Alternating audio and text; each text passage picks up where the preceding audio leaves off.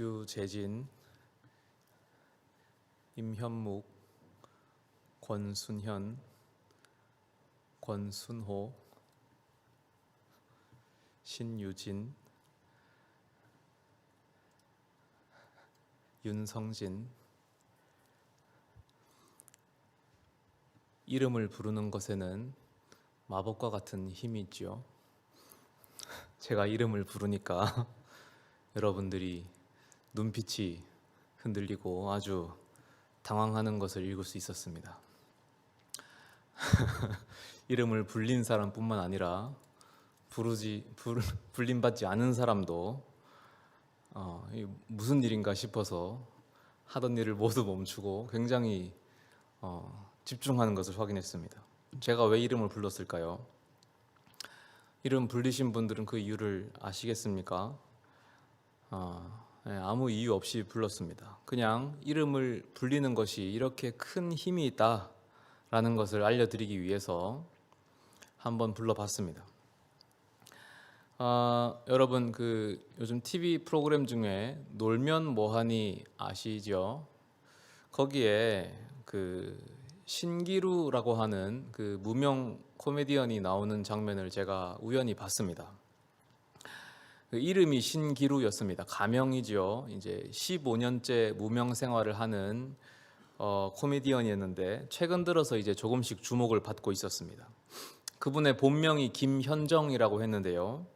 근데 이제 데뷔 당시에 아주 유명했던 가수 중에 김현정이라고 있었습니다. 나이가 좀 있으신 분은 아실 거고 어리신 분은 잘 모를 텐데 이 대한민국 전체를 돌려놨던 분이신데 아무튼 그분이 계셨고 또 이제 코미디계에도 또 당시에 김현정이라고 또 있었거든요. 그러니까 이분이 본명으로 활동을 못했던 거예요. 그래서 개명을 했답니다. 그래서 처음 바꾼 이름이 마체리였대요. 성이 마시고 이름이 체리인데 사실 그분이 이제 덩치가 좀 크시더라고요. 근데 체리는 너무 앙증맞고 귀엽잖아요. 그러니까 잘 안 어울리죠. 제 생각에는 이제 코미디언이다 보니까 좀 재밌게 하려고 그렇게 이름을 지은 것 같습니다. 그러나 주변에서 너무 만류를 해서 그 이름으로는 활동을 못했답니다. 그래서 두 번째 개명을 하는데 그 이름이 정락이었답니다. 월미도 점쟁이가 지어준 이름인데 본명 김현정의 정과 즐거운 락을 합쳐서 정락이었대요. 그리고 이제 세 번째 개명을 한 것이 지금 이름인 신기루랍니다. 그런데 이제 유재석 씨는 계속 그 이름에 대한 설명을 들으면서 이제 탐탁치 않은 표정을 자꾸 짓는 겁니다. 그러면서 하는 말이 자기는 본명이 좋대요. 자기 입에는 이 현정이라는 이름이 착착 감긴답니다. 이제 놀면 뭐하니의 지금 컨셉이 유재석이 자기 회사에서 같이 일할 사람을 이제 면접으로 뽑는 그런 컨셉이었거든요. 그래서 유재석이 이렇게 말합니다. 만약에 기루 씨가 우리 회사와 일하게 된다면 그때는 가짜 이름 말고 진짜 이름인 현정이라는 이름으로 일하도록 합시다. 그랬더니 이 코미디언이 사실은 이제 코미디언이니까 막 좀 재밌게 하려고 하고 밝게 하고 그러고 있었는데 그 말을 듣는 순간에 자기도 모르게 눈물을 흘리는 겁니다. 자기의 진짜 이름으로 뭔가를 한다는 사실에 울컥했답니다. 방송에서 처음으로 자기 진짜 이름이 불려본 거라고 해요. 그렇게 자기 이름이 불렸을 때에 자신의 15년 무명 생활이 위로받고 또 스스로의 존재가 인정받는 듯한 느낌을 받았던 거죠. 저는 그 방송을 보면서 이 유재석이라는 사람이 좀 진짜 깊이가 있다라는 생각을 했고 그리고 무엇보다 그 사람이 이 이름이 가진 힘 그리고 그 이름이 부르는 것이 가진 힘을 이해하고 있는 사람이구나라는 생각을 했습니다. 제가 이 이름을 부르는 것에 대해서 말씀을 나눈 이유가 있습니다. 왜냐하면 오늘 본문을 보면 사도행전의 저자가 이 이름들을 부르기 때문인데요. 이 이름들은 예수님의 제자들의 이름입니다. 장차 교회의 반석이 될 사람들의 이름이고요. 초대 교회를 이끌어갈 지도자들의 이름을 부르고 있습니다. 그런데 이건 이제 글로 써진 것인데 이것을 이제 이름을 부른다고 할 수 있을까? 할 수 있습니다. 왜냐하면 고대에는 글이라는 것이 이 말을 위한 보조적인 수단이었기 때문입니다. 요즘으로 비교하면 이 악보라고 생각하시면 됩니다. 악보가 있는 이유가 뭡니까? 물론 제가 이제 음악적 지식이 좀 미천해서 이게 무식한 소리일 수도 있습니다만은 일반인의 관점에서 이해하면 악보라는 것이 같은 음악이 다시 한번 다른 장소, 다른 상황에서 연주되도록 하기 위해서 쓰여지는 거 아니겠습니까? 그것처럼 고대에도 글이라는 것은 사실은 이 말을 하기 위한 도구였습니다. 말이 다시 한번 다른 장소, 다른 상황에서 말해지도록 하기 위한 도구, 그게 글이었던 거예요. 고대에는 사실은 이 소리 내지 않고 글을 읽는 건 굉장히 이상한 행위였거든요. 그래서 오늘 본문은 글이지만 사실은 사도행전의 저자가 장차 교회의 지도자가 될 사람들의 이름을 부르고 있는 장면입니다. 실제로는 하나님께서 사도행전의 저자들을 통해서 그 예비 지도자들의 이름을 부르고 있는 장면이죠. 베드로, 요한, 야고보, 안드레, 빌립, 도마, 바돌로메, 마테, 알페오의 아들 야고보, 셀롯인 시몬, 야고보의 아들 유다. 11명입니다. 가룟 유다는 스스로 목숨을 끊었으니까 11명이지요. 그런데 이 명단을 계속 보면 11 제자들 외에도 뒤에 다른 제자들이 더 있습니다. 바로 예수님의 가족들과 여자들인데요. 이 14절에 보시면 이렇게 나와 있습니다. 여자들과 예수의 모친 마리아와 예수의 아우들로 더불어 마음을 같이하여 전혀 기도에 힘쓰니라.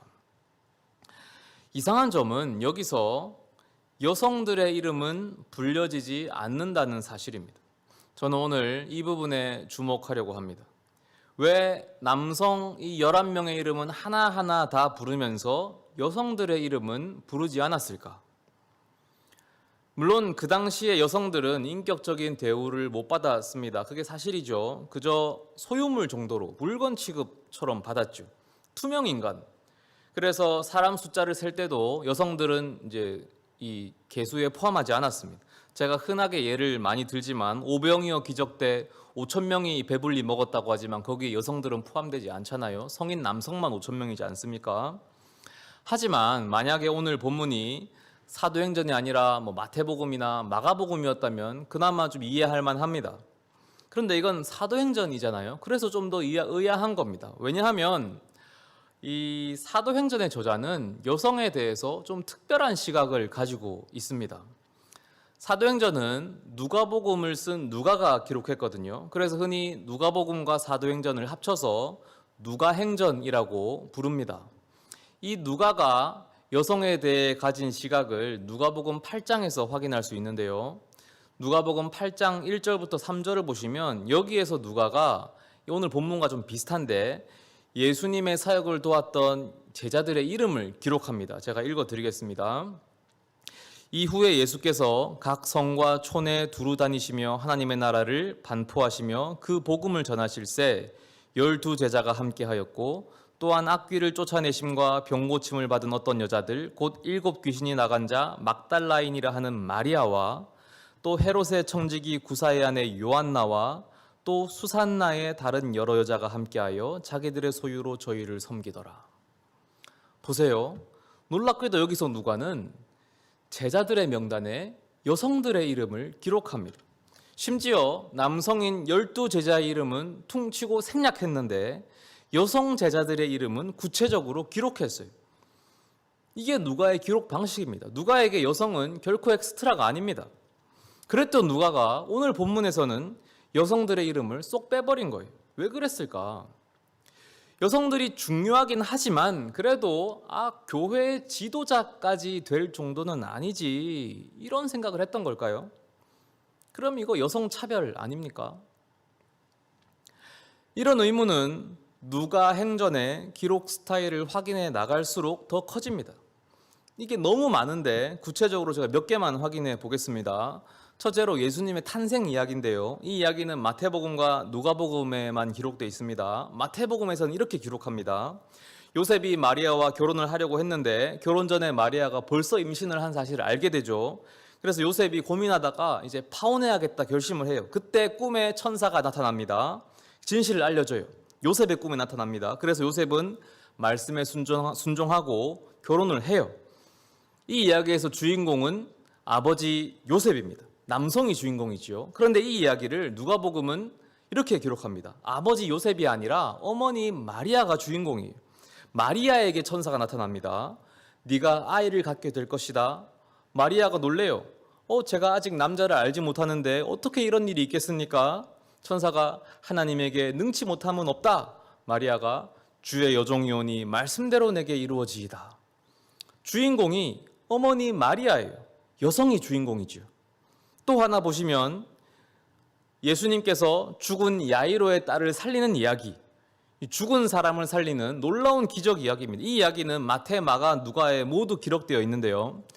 당시 세계관에서는 이 아이들, 자식들도 소유물이거든요. 그래서 야이로의 딸 이야기는 딸이 살았지만 여성의 이야기가 아니라 야이로, 남성인 야이로에 관한 이야기로 분류가 됩니다.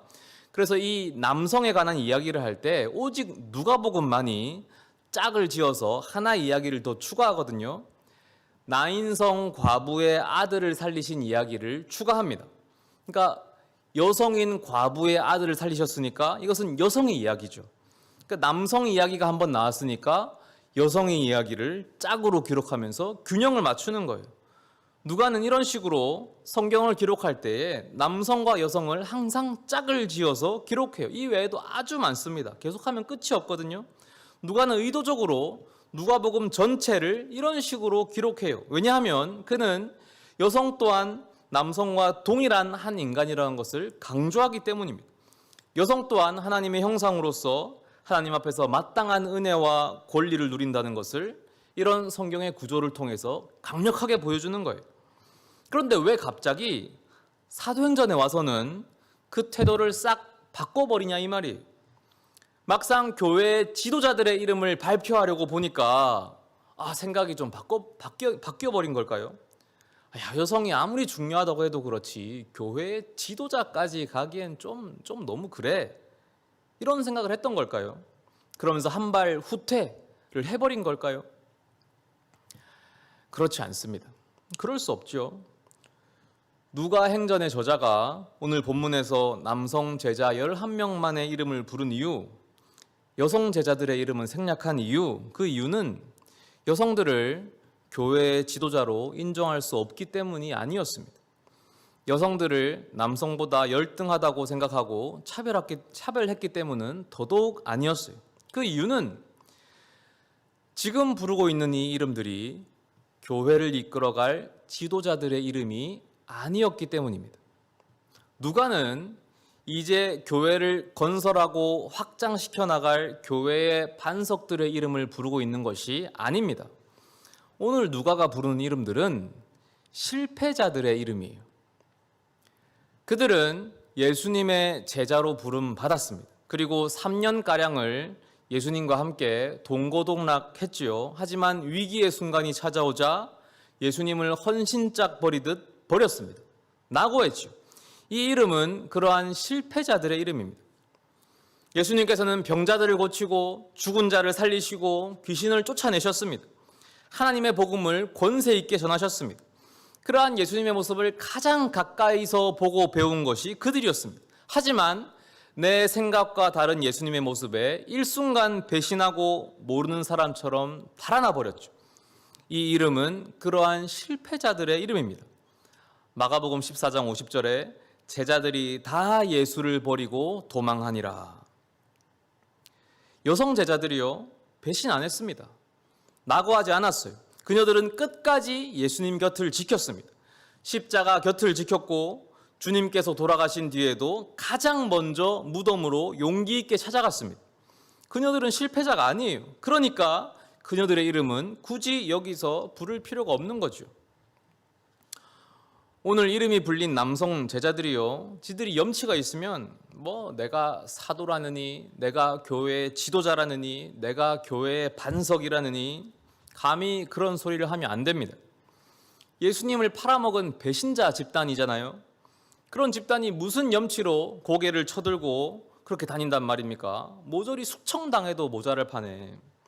이제 세워질 그 성령의 교회, 초대 교회에서 어떻게 뻔뻔스럽게 자기 지분을 주장한단 말입니까? 그러나 주님께서는 누가의 글을 통해서, 누가의 입을 통해서 이 실패자들의 이름을 한 명 한 명 다시 부르십니다. 이 실패자들을 다시 불러서 주님 앞에 세우십니다. 그렇게 주님은 당신을 배신하고 낙오했던 이들에게 새롭게 시작할 기회를 주십니다. 베드로, 요한, 야고보, 안드레, 빌립, 도마, 바돌로메, 마태, 알페오의 아들 야고보, 셀로딘 시몬, 야고보의 아들 유다. 배신자로 낙인 찍힌 이 이름들이 한 명 한 명 불려질 때에 이들은 새롭게 시작할 기회를 얻었습니다. 이제 주님은 그들에게 불같은 성령을 내리실 것입니다. 실패자였던 그들은 주님에 의해서 높이 올려질 것입니다. 그들을 통해서 교회를 세우시고 교회를 확장시켜 나가실 것입니다. 염치 없어 고개조차 들 수 없었던 그들이 이제 교회의 반석이 될 것입니다. 그 주님께서 우리들의 이름도 부르고 계시다면 믿으시겠습니까? 그 주님께서 바로 나의 이름을 부르고 계시다면 믿으시겠습니까? 일주일의 삶을 떠올려 봅시다. 거기에 주님은 어디 계셨습니까? 저는 그래도 아침마다 큐티 하는데요. 저는 저녁마다 기도하는데요. 저는 그래도 매주일 교회 열심히 나오는데요. 그래서 성경책 덮은 뒤에 주님은 어디에 계셨습니까? 혹시 성경책과 함께 주님도 덮어버린 것은 아닙니까? 기도실 밖에, 예배당 밖에, 내 일상 속에서 주님은 어디에 계셨습니까? 혹시 그 어두컴컴한 기도실에, 이 지하 어두운 곳에 주님도 함께 내팽겨치고 나가버린 것은 아닙니까? 옛날에 입시할 때 하나님 열심히 찾았죠. 중요한 프로젝트 있을 때 하나님 열심히 찾았습니다. 내가 아프고 힘들 때, 어려울 때 하나님 열심히 찾았습니다. 그렇게 내가 필요할 때는 하나님을 찾습니다. 물론 그게 나쁜 건 아닙니다. 그럴 때라도 찾는 게 어딥니까? 아예 안 찾는 것보다야 훨씬 나을 겁니다. 그러나 세상의 가치관에 완전히 사로잡혀서 이 경쟁의 피라미드 속에서 나도 좀 더 위로 올라가게 해달라고, 아래에 깔려서 남들 보기 부끄럽지 않게 해달라고 기도합니다. 핑계는 좋아요. 내가 잘 돼야지 하나님께 영광이 된다고 합니다. 그렇게 열렬히 주님을 찾지만 막상 주님께서 나를 필요로 할 때에는 모르는 사람처럼 달아나 버립니다. 참 닮았죠? 성경 속 예수님 제자들과 너무 닮았지 않습니까? 그들도 그랬거든요. 자기들 필요할 때만 예수님을 찾았습니다. 예수님을 자기 출세의 발판으로 생각했습니다. 그래서 예수님 찾아가서 몰래 부탁하잖아요. 예수님께서 새 나라를 세우실 때 우리를 그 오른편 왼편에 앉게 해주십시오. 나머지 제자들이 그 사실을 알고 화를 내고 분해하지 않습니까? 서로 그 자리에 앉으려고 하지 않습니까? 그러나 마지막에 예수님이 세우시려고 했던 그 나라의 실체가 밝혀졌을 때에 어떻게 됐습니까?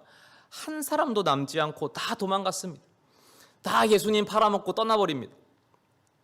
자기가 생각했던 걸 막상 주님이 주시지 않으니까 뒤도 안 돌아보고 도망쳐버립니다. 우리가 그 제자들과 다를 게 뭐가 있습니까? 염치가 있으면 예수님 믿는 척하면 안 됩니다. 염치가 있으면 나는 예수 믿으니까 죽으면 천국 갈 거야, 이런 소리 하면 안 됩니다. 염치가 있으면 여기 교회 와서 의인인 척, 정직한 척 하고 앉아 있으면 안 됩니다. 우리는 실패자거든요. 낙오자거든요. 주님의 십자가를 배신한 배신자입니다. 저도 마찬가지예요. 제가 제일 심하죠. 이렇게 잘난 척 앞에서 설교하고 떠들고 있으니까 제일 죄가 많습니다. 염치가 있으면 이렇게 당당하게 하나님의 말씀이라면서 입에 이런 말을 담아서는 안 됩니다.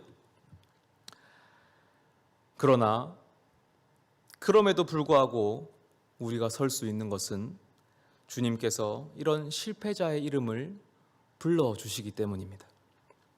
실패자의 이름을 불러서 새로 시작할 기회를 주시기 때문입니다. 그렇게 주님을 떠나고 배신하고 낙오했던 우리들을 오히려 높이셔서 교회의 반석으로 세우시기 때문입니다.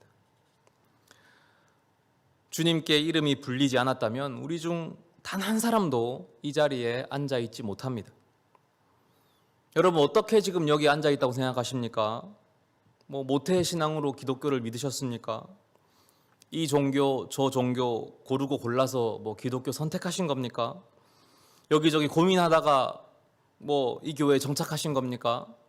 교회를 떠날까 말까 생각하다가 결국 남기로 결정하신 겁니까? 아니면 그냥 친구 따라 우연히 오신 겁니까? 아니요, 다 틀렸습니다. 하나님께서 우리의 이름을 부르셨기 때문에 우리가 이 자리에 앉아 있는 것입니다. 이제 주님은 우리 같은 자들에게 당신의 권세를 위임하십니다. 실패자의 고백과 헌신 위에 주님의 교회를 세우십니다.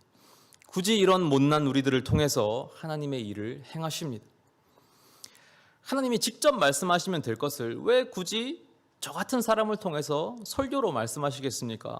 왜 굳이 누가라는 사람을 통해서 성경으로 말씀하시겠습니까? 누가가 위대해서겠습니까? 이 서대인 목사가 잘나서겠습니까? 아니, 하나님이 그렇게 일하시는 분이시기 때문입니다. 놀라운 사실이죠. 하나님은 굳이 실패한 우리들을 동력자로 부르셔서 우리를 통해서 일하십니다.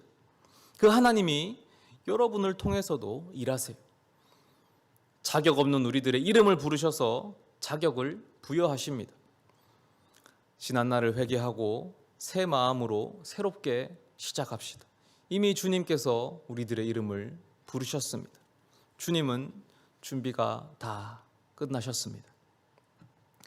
기도하시겠습니다.